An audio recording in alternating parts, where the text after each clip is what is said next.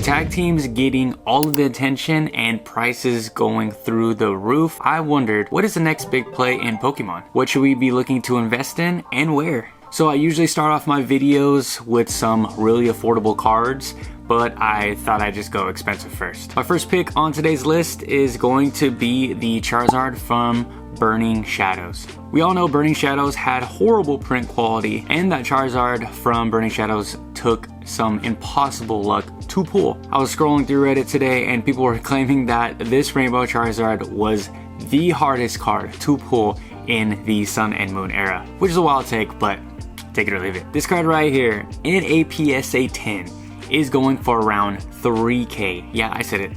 3K. But like I said, with the horrible print quality, getting this card in a PSA 10 is darn near impossible. I personally love this card and it's on my buy soon list, but at this price point, I gotta wait just a little bit longer. At my first pick, I had to throw a Charizard on there just because of all the Obsidian Flames talk, and I found it fitting. So we started off with a crazy expensive card, and now we're going down to a crazy affordable card.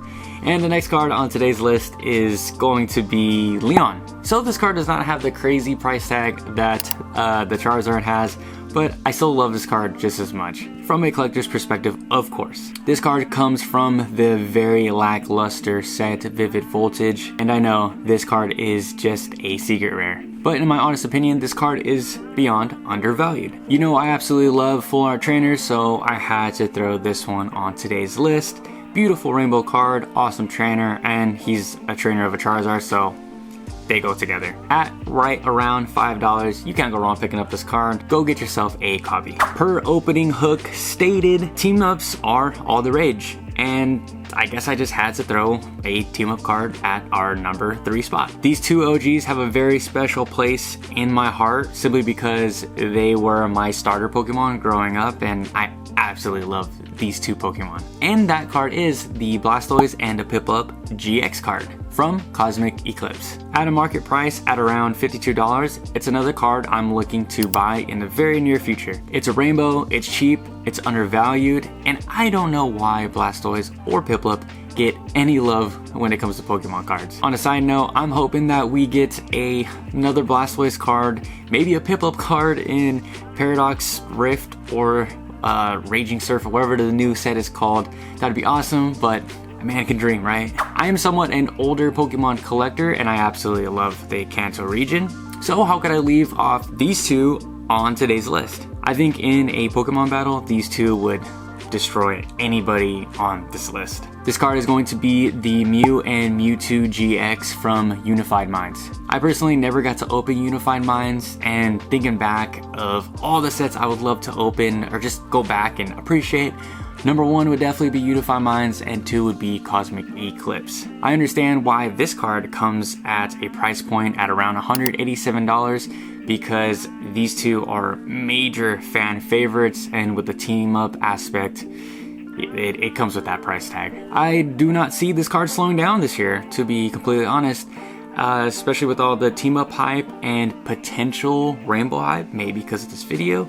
I think that it could go to maybe $200 and then plateau, so be wary of that and maybe consider buying this sooner than later. One tip I give you guys is to maybe look at getting this card in a PSA like 5 or 6 or maybe 7, just like a low PSA grade if you don't really care. As a collector myself, I love putting all my cards in binders.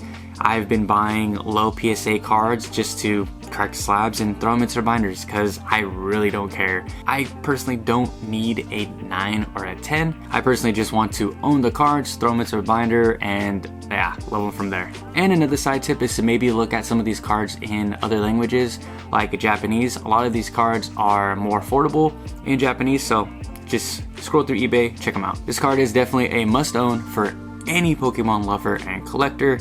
It's too awesome to miss out on. So if you're enjoying the content, I greatly appreciate if you guys leave a like, comment, and subscribe. It goes a long way and pushes the content out to more Pokemon lovers like yourselves. My final pick for today's list, I had to throw in some absolute comedy.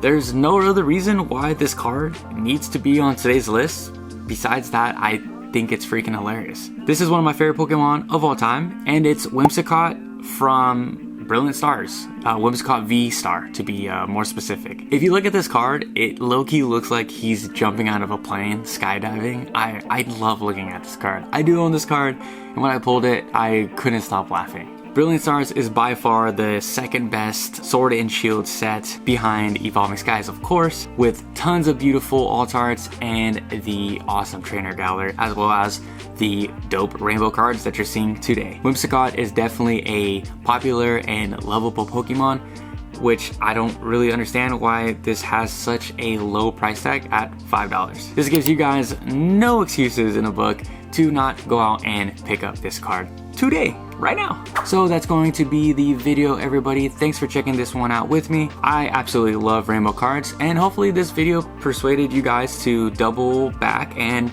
maybe check out some of these rainbow cards for yourself. I know when I first got into Pokemon cards, I wasn't too sold on the rainbow cards, but when you pull one and you really get to hold that card in your hand, it'll change your mind. Let me know what your favorite card on today's list was, and if I left one of your favorite card off on today's list. And until next time, peace.